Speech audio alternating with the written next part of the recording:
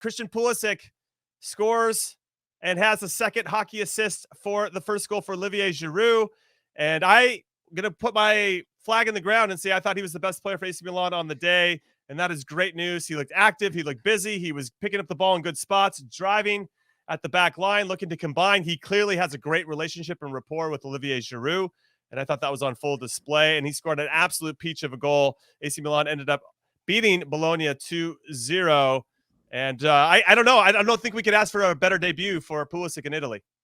I fully agree. I mean, it was classic Pulisic performance where, you know, when we see him at times where it's kind of hit or miss, that was, again, just kind of going back to the point I was just talking about with the Houston Dynamo, like always advancing forward. Like his first touch was positive all the time. Even if it was a layoff, like the spin out was like knowing that the next pass is going to go forward and maybe come back to him. Just that activity and that confidence that like, oh yeah, I'm gonna be impactful. Not just again in like successful dribbles, but like I'm going to be able to actually put up stats. And yeah, it's the best that I've seen him in a while. And I think you're not wrong, Jimmy. That was a man of the match, like an unbiased man of the match performance for his debut. We've seen that with him with change and with adversity. I'd love to just make sure that he, you know, hopefully he's got a challenging enough environment that we're going to see this now game after game after game, build this confidence into something special.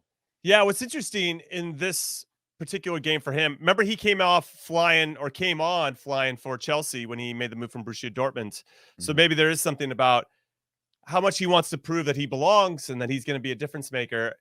In some ways, I don't worry about Christian Pulisic in the first 6 months of the season. It's more as things progress and maybe when he has a dip in form, because every player is going to go through it. Will Stefano Pioli, the manager of Milan, still stick with him in those tough moments? It's something we didn't see as much with Chelsea. And I think that's going to be the big test for him moving forward, because we all know that he's got the goods. So it's exciting to see him get that. Yunus Musa did not dress, so obviously waiting to get his debut for Milan as well. But now pivoting over to Juve, which by the way, if you didn't know, was because of his red card that he carried over. That's right.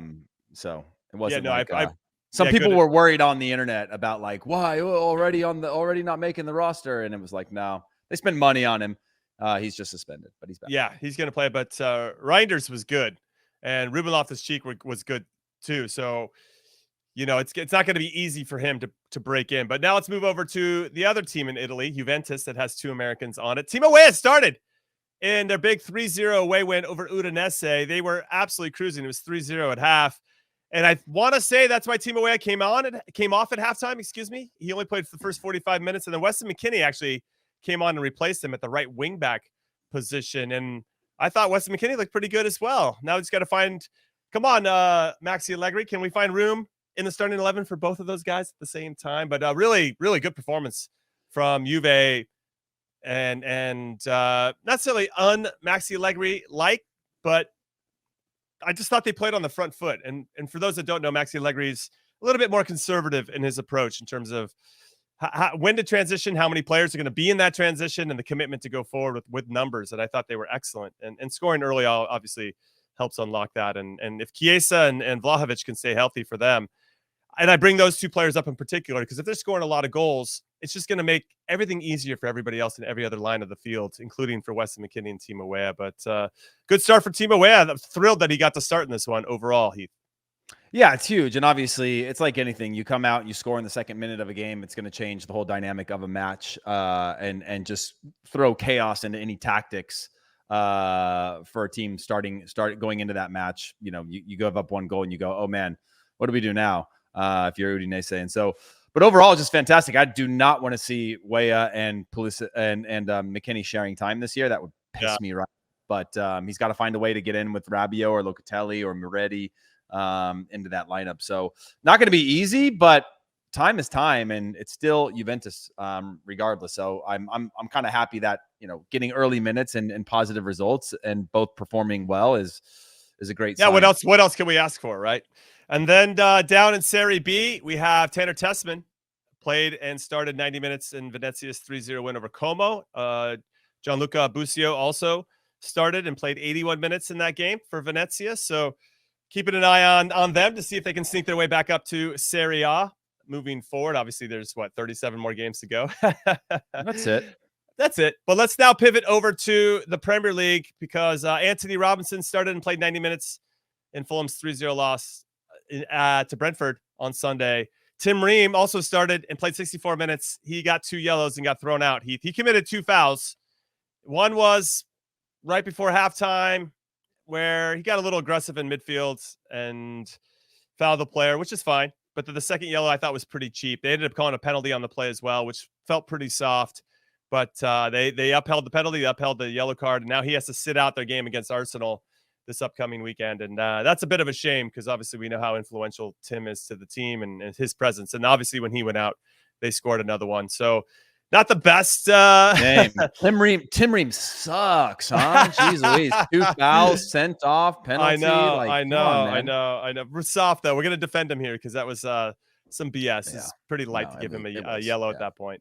And then in some other games, Matt Turner, he started and made 2 saves, got his first ever Premier League win as a starting goalkeeper. Isn't that weird? By the way, goalkeepers, like he got his first Premier League win, but he's been there for quite a while, but it's just the way it is. Like you don't get a chance, especially when you're a team chasing a Premier League title. But like, yeah, I thought awesome.